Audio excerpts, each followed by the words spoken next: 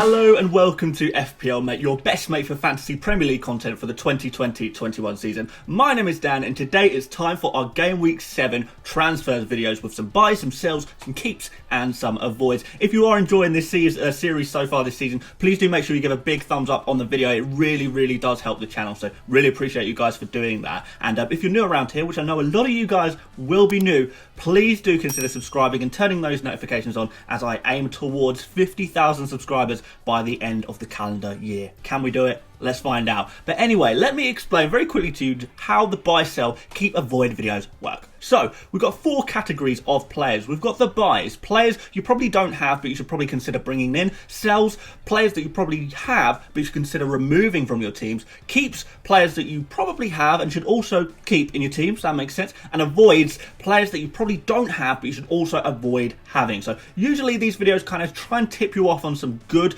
bandwagons to get on and help you avoid some potential traps, transfer traps that you might find yourself in. To sort of going beyond the basic FPL points and trying to identify the best and the worst transfer decisions that you can make in each individual week. So yeah, let's crack on with that and start off with a buy. So my first buy is Ben Chilwell, and I said about bringing Ben Midwell a couple of weeks ago, but now, I'm very sure that you need him now. It just kind of seems like Chelsea looks so much stronger in defence, especially when they have the confidence of Edouard Mendy behind them now.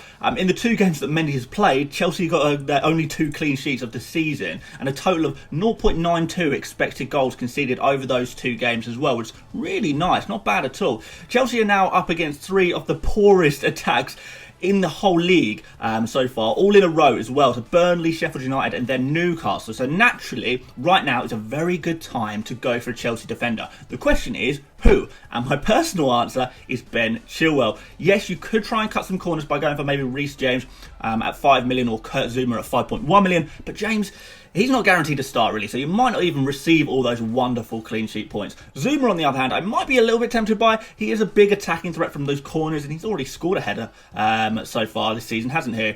And, although goals from corners are kind of more predictable, he is actually offering roughly the same goal threat as Ben Chilwell currently. But, as I say, I do think it's worth spending that extra money on Chilwell, and that's mainly because of Chilwell's insane assist potential, which just gives him such a higher ceiling for those points. So Chilwell has been taking corners, an average of 5 corners a game in his 3 games.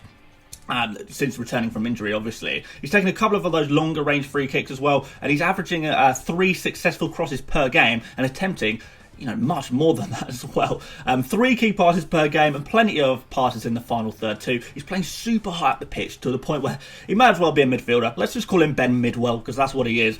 And he's just become a major creative outlet for Chelsea. So if you can spare those extra funds, I would be very tempted to go for Chilwell. But as I said, the clean sheet potential in the next 3 games is very high. So if you can't afford Chilwell, maybe try Zouma. But I do recommend going for a Chelsea defender right about now, and preferably one that is guaranteed a start. Next up is Marcus Rashford as a buy. Rashford is impressing on and off the pitch at the moment. I think we can all agree with that, even if Manchester United are going through a little bit of a rough spell. It may surprise you, but over the last couple of game weeks, Rashford is shooting as much as players like Kane and Salah and hitting the target more than those guys as well. In fact, since the international break, he's top for shots on target with 6. And these shots often seem to be in dangerous positions too. 6 shots in the box, that's 4th best for any player over this period. And although he's managed just 1 goal in those past 2 game weeks, his expected goals is slightly higher at 1.33, which is higher than players like Kane, Son, Vardy, Calvert-Lewin, Sterling and Grealish. All players that I'm sure we'd all agree are pretty good options right now. Rashford's higher expected goals than all of those guys, so why not include Rashford in a list like that? Creative stats for Rashford don't look so great, but he has provided 2 assists. There's also the possibility of him taking penalties too. I know it's a little bit unlikely with Bruno on the pitch, but overall I feel like Rashford is one of the few bright sparks at this kind of disappointing Manchester United team so far this season. And if you can't afford Bruno Fernandes, I do think Rashford is a viable alternative. Obviously, if you're stuck between going for someone like Rashford and Son, just go for Son. But if you've got like an Aubameyang or someone like that lingering about in your team that you want to get rid of, maybe Rashford could be a nice option for you, and then you can bank the rest of the cash, use it elsewhere in your team. Could be quite nice, So let's move on to some sells, and Trent Alexander-Arnold is my first one. Before the start of the season, I would have told you that Trent is a season keeper and worth every penny. amongst defenders, he's 24th right now for expected goals, which is very disappointing compared to last season, where he was, arguably the best goal threat of any defender. For expected assists, he looks a lot better over the course of the season, only bettered by teammate Robertson. But over the past 3 games, he does seem to be fading on that account too, with Creswell, Aurier, Digne and Ayling joining Robertson. In beating Trent in that stat, to be fair. Over the past 3 games, Chilwell has made 9 key passes. Just for reference, Trent has made 5. Even Fulham's Anthony Robinson, who's 4.4 million defender, he's made 6 key passes, so even that's more than Trent Alexander-Arnold right now. And when you just look at all these stats, you have to question, is this player worth all this money? For an entire 2 million more than your average defender price, you really want them to be outperforming every single other defender by a country mile. You want to see for that amount of money, you want to see that, wow, they are worth every penny. They are performing so much better than all of these defenders that are so much cheaper than them, and that's why their price is so high. But really, right now, Alexander-Arnold is kind of scraping into the top 5s of various stats and being beaten by, a parade of cheaper players. And then there's the clean sheet issue. Liverpool can't keep a clean sheet at the moment, so that's a big draw now gone. And although you could attribute that to the loss of Van Dijk and Alisson, they didn't even look great before that either. So all in all, so many things that made Trent the standout defender in fantasy football, last season and, when we were looking ahead to this season. They seem to be just not there at the moment, unfortunately. And it's not even looking like it's moving in the right direction either. So if you want a Liverpool defender right now, I would go for Robertson, who tops every stat there is for defenders right now. Especially if you don't have Ben Chilwell. You could potentially go for him instead as well. Bring out a little bit of money out of your defence and get arguably a better option too. But overall, the time has come to remove Alexander-Arnold from your fantasy teams, at least for the time being. My next sell is Nick Pope. Now, usually, I would never recommend in a million years that you waste a transfer on a goalkeeper, but I do think this is a special case. 11.6% of FPL managers have Nick Pope in their teams right now, and I think I can guess why. You saw that he had the most points out of all goalkeepers last season and thought, yeah, that'll do, pig, that'll do. Well, I'm afraid a whopping 5.5 million Nick Pope just won't do. It's far too much money to spend on a goalkeeper who's only scored more than 2 points out of 5 games this season 4 times. So 4 out of 5 games this season he's scored 2 points or less. And his fixtures haven't even been that tough. Burnley are taking a bit of time to get back to where they want to be defensively, but in terms of FPL, I don't think Nick Pope is the answer if you want to invest in the Burnley defence. You can get just as much from a myriad of 4.5 million defenders at this club. Also, I don't think now is the right time that Burnley are going to start picking up defensively, just because of their fixtures. They arguably have, the worst run of fixtures out of any team in the league right now coming up. So they've got Chelsea, Brighton, Palace, City, Everton and then Arsenal. It's just not looking ideal for Burnley in the immediate future. And although there's every chance they do pick it up defensively, it's likely that it's not going to be for a little while. So now isn't really the time to be patient with Nick Pope. There are a few lovely cheap 4.5-ish million goalkeepers who are picking up regular points now. Plus, you can free up some cash to spend on the rest of your teams as well. So Pope owners, if there are no other glaringly obvious transfers that you feel you need to make, now might be the right time to take Pope out your team. I can't believe I've just suggested taking out a goalkeeper, but there you go. Let's move on to some keeps. And my first keep is James Rodriguez. A few people seem to have given up on old James. It seems a little bit premature in my opinion. Now, before I go further, I know he is flagged with a potential injury, but even if he misses 1 game week, I would probably suggest keeping him on your bench or, start him just in case. And then you can be ready for when he is back fit again. But anyway, obviously Rodriguez has only picked up 4 points and 2 points in those last 2 games. I think that's a little harsh to judge him on those 2 fixtures because he has just returned from international duty all the way in South America just 2 days before playing Liverpool. Obviously, he's been nursing these little injuries as well. And even so, he did get an assist in that Liverpool game, and he got a yellow card too, which made the points look a little bit worse. But if we look at his stats, yes, he's not been an absolute standout in the last 2 game weeks, but he's not been too bad. So 10th for expected assists amongst midfielders. Fifth for big chances created. Fifth for chances created in general. He's created one big chance. I think that's fourth. I don't think only 3 players have done more than that, maybe 4. His goal threat hasn't been amazing, but he is still shooting. I just don't think he's been bad enough to justify taking him out over those 2 game weeks. Especially given the circumstances. Liverpool and Southampton, they turned out to be some tough games as well. But Everton have Newcastle next, but followed by a weak-looking Manchester United team and then Fulham. James will also be the one to provide probably all of the creativity with a few players out through injury and suspension, and it's like he's likely to be on free kicks, corners, penalties too over the next few game weeks. So I think Everton can bounce back if they can manage to go a game without getting someone red carded. And I don't think there are players, particularly in the same price range as James, that are, a significant upgrade. Of course, if you're going to go for someone like Son, I keep mentioning Son. If you're going to go to someone like Son with some banked cash, then I totally understand why you would be taking out James. But other midfielders in the 7 to 8 million price range, they kind of seem like sideways moves to me, so he's a keep for me. And speaking of midfielders in the 7 to 8 million price range, my next keep is Jack Grealish. Jack Grealish is kind of a bit of a weird one, because not only is he one of the most transferred in players, but he's also one of the most transferred out players. So it seems like perhaps you guys might be really split on whether Grealish is a good option for your fantasy team or maybe a bad option. You're not sure maybe, and hopefully I can try and help you out here. I am going to sit on the fence a little bit here and say, although I probably wouldn't necessarily be rushing to buy Grealish as a first priority, if I already had him in my team, and I do, then he's going absolutely nowhere, which is why he kind of fits nicely into the keep category, I guess, because that's exactly what a keep is meant to be. Someone you wouldn't necessarily buy, but someone who you should or could keep in your team.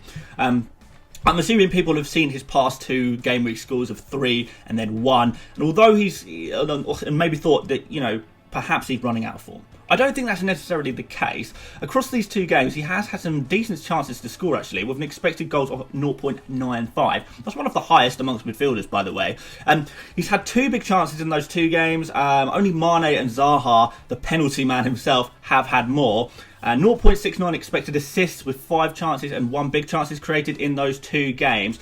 So although the output of actual goals and assists may make him look like he's dropped off a little bit, perhaps, I think he's still in some good form. I think Villa are going to be an informed team despite their blip against Leeds.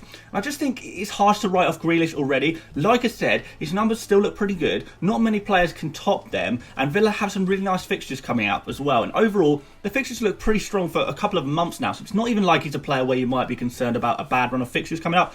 I get why people might want to remove Grealish, but overall I still think he's a solid pick if you already have him. And if you don't, maybe you want a Villa attacker, there's always Barkley, there's always Watkins at those cheaper prices if you fancy going for one of them. So let's move on to the controversial avoids. My avoids are always so controversial, and I'm not gonna beat around the bush. So are these ones. So my first avoid is Romain Saiss. My avoid picks, are they getting worse? Are they getting more controversial? I don't know. But 8 points, 7 points, and another 7 points in the past 3 game weeks for Romain Saiss. And FPL mate over here is telling me to not bring this guy in my team. Madness, right? I do want to confirm the avoid section isn't about players I want to sell, but players I wouldn't necessarily want to buy in this very game week. And Saiss kind of fits that description for me. Firstly, I think, even Saiss owners, you have to admit that Saiss was very lucky to get a clean sheet last game, since he was subbed off before Newcastle scored against Wolves. But it's kind of the fact that he was subbed off, I think that's kind of a bad thing, because it kind of suggests that Saiss is the most expendable guy in that defence. Obviously, Saiss is playing out of position at left-back right now. He's not a natural left-back. Kilman has kind of taken his place at left centre-back, sorry.